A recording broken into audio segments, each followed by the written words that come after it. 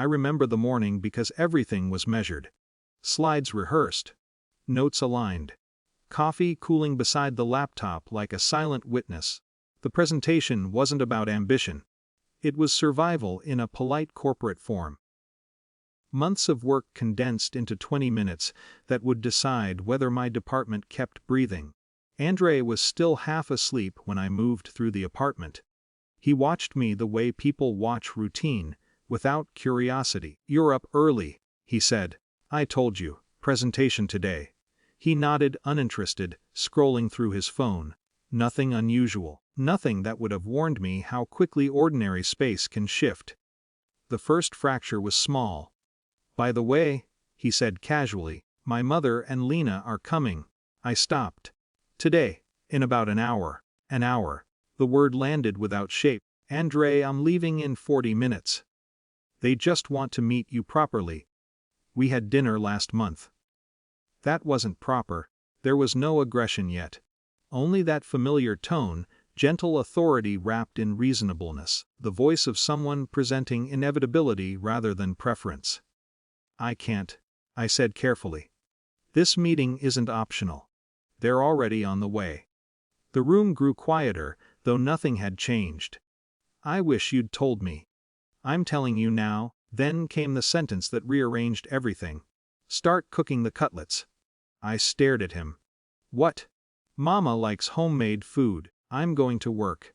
He stood up slowly, irritation surfacing not as anger but disbelief, as if I had misunderstood something obvious. "You're not going anywhere." Before I could respond, he reached across the table. My phone disappeared into his hand. "Andre." He didn't even look at me. The car keys followed. It was such a simple motion. No struggle. No raised voice. Just objects removed from my reach with quiet certainty. Something inside me paused. Not fear. Recognition. "You're being dramatic," he said. "It's just breakfast. I have a presentation. And I have a family." The logic was airtight, smooth, absurdly calm. For a moment, I genuinely wondered if I was overreacting. That strange psychological reflex, the one that makes confinement feel negotiable. Time moved differently after that. Not faster, sharper. I watched the clock while standing in my own kitchen like an unexpected guest. My laptop sat open behind me, slides glowing with indifferent professionalism. Andre moved around comfortably, as if nothing irreversible had occurred. "You'll thank me later," he said. "For what?" "For not embarrassing us." Us. The word now felt like a structure I had never examined. There was no argument, no scene, only the strange stillness of someone calculating options inside narrowing space. I could scream, plead, negotiate. Instead, I did something Andre had never learned to anticipate. I sat down. He frowned. "What are you doing?" "Waiting." "For what?" "For your mother." Confusion flickered across his face, a small disruption in his architecture of control. "Mama doesn't need drama," he said. "I know." Silence expanded. He mistook it for compliance. People often do.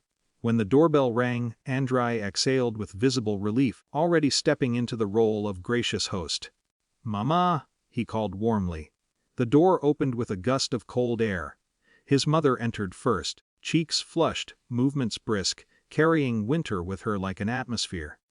And then she stopped, not because of me, because of him. I was still seated at the table. Calm, laptop open, clock visible, Andre standing behind me with my phone and keys still in his hand. It was not dramatic, it was obvious. The kind of obvious no explanation can soften. "What is this?" she asked. Andre laughed, too quickly. "Nothing. Just, why are you holding her phone?" Silence. "Andre." His sister shifted awkwardly near the doorway, sensing something she did not understand but immediately wanted distance from. "It's complicated," he said. His mother did not move. "Give them back, Mama, please." Now. There are moments when authority is not institutional, it is relational. Unmistakable. Andre hesitated. A tiny hesitation, but long enough. "Did you take her keys?" she asked. "No, I just thought." "You thought she was a child." The question did not sound rhetorical, it sounded surgical. Something in Andre collapsed, not his confidence but his narrative.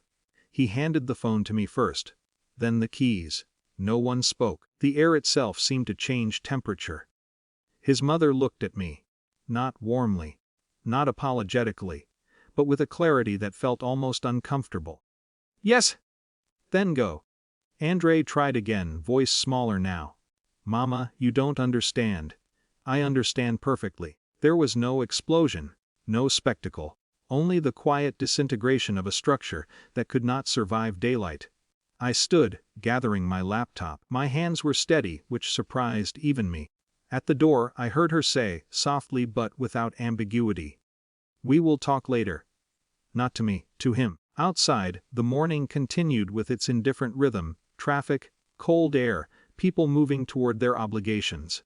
Inside my chest, something unfamiliar settled. Not triumph, not relief, something closer to recalibration. By the time I reached the car, my phone vibrated. A message from Andre. We need to discuss this. I read it, then placed the phone face down. For the first time, the word discuss no longer felt like a negotiation. Only a consequence waiting for its proper time.